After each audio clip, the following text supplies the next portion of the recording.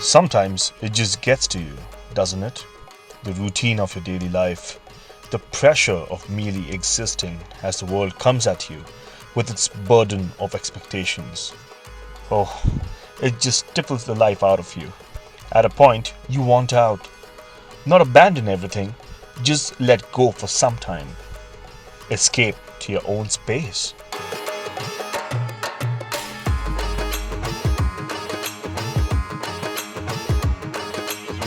I want to experience the famed hospitality, interact with the locals, stand in awe of the vast sand dunes, or probably just wander anywhere I'd want to.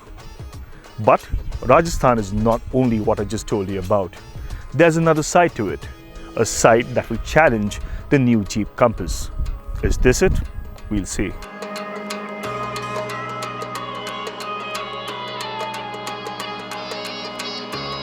I began by exploring Udaipur, the city of lakes as it's called. Bustling, busy and exploding with energy, Udaipur is transforming into a modern city.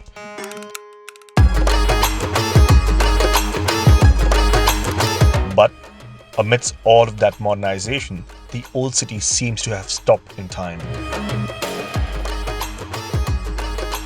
Navigating the compass through the narrow bylanes was easy in some places and hairy while negotiating oncoming traffic.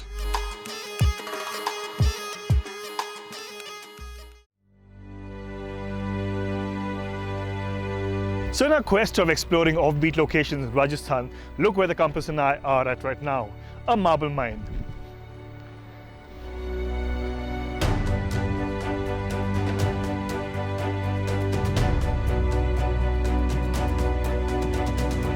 Agaria is home to white marbles, and everywhere I look, there were these enormous slabs glistening in the sun. After driving down to the bottom, which lay at around 160 feet, I was surrounded by what I could only term as a miracle by nature.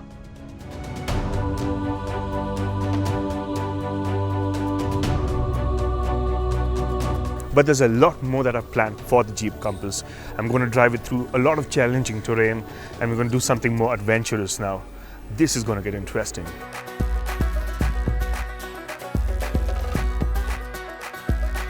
Later that evening, I drove down to meet Yaduda, a friend who loves horses and has a stable at his farmhouse. Watching these magnificent animals galloping, I could only think, if freedom as a word had to be described, this would probably be it. Next day, the agenda was to drive to Baiswara. But en route, I had to stop in Jawai because I'd heard so much about it.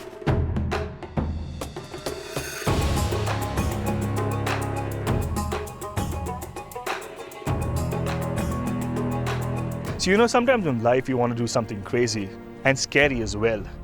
Well, Jawai is not only famous for its leopards, but also for huge rock formations. So I had a little bit of a crazy idea.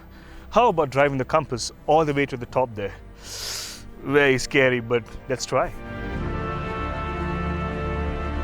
The place looks straight out of Moab in the US, and the rock face akin to the famous Lion's Back hill climb in that region.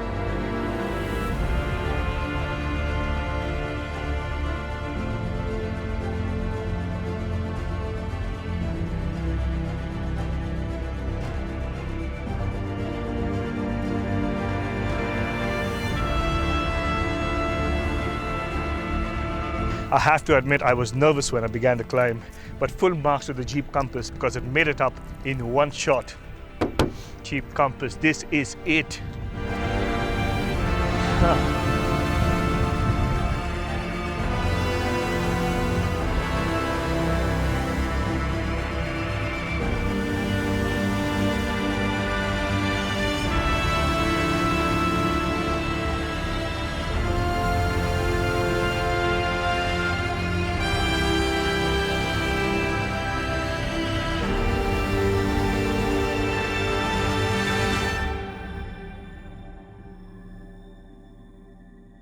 Feeling refreshed, I pointed the compass towards Baiswara. I began the next day exploring the wilderness around Baiswara in the compass. where we also managed to spot a few chinkaras.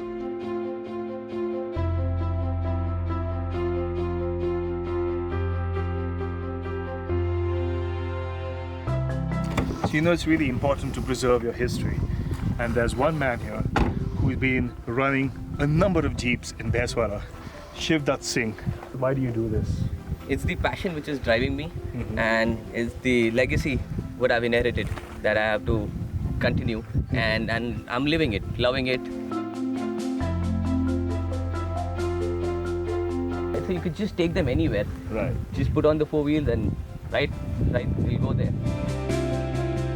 Getting them here, staying in such beautiful country where you have spaces where you can actually drive around, and the countryside is so beautiful. And that's the beauty of driving a vehicle that's so versatile and capable. It can lead to experiences that leave indelible memories. The Compass's genes are what give it its abilities, and what better way to experience this than driving along with 4 different generations of the village Jeep.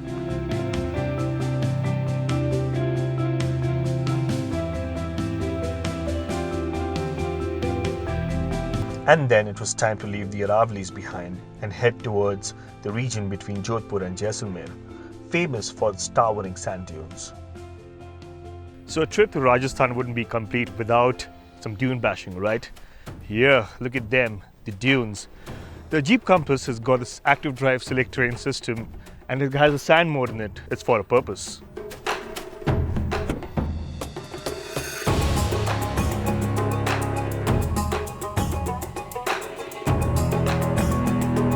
I have limited experience when it comes to driving on sand, but the active drive with select terrain system and sand mode ensured that there was sufficient torque going to each wheel.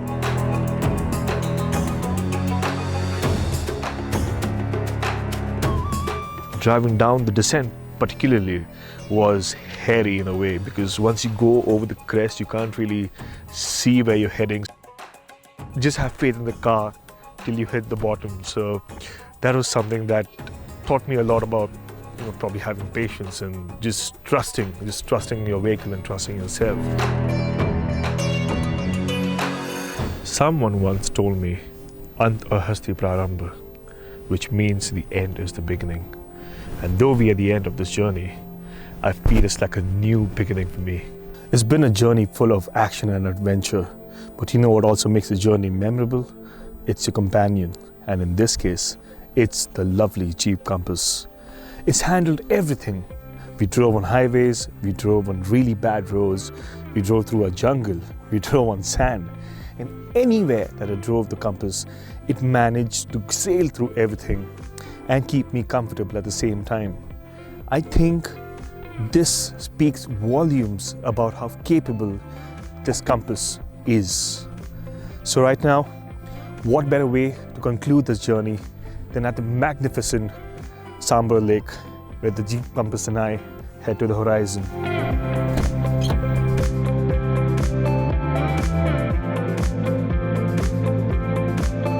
So here's a takeaway for you. Stop wasting your time and life chasing deadlines. There's more to life than that. Go out and explore. Experience the happiness it brings. Don't push for later. This is your life. This is it.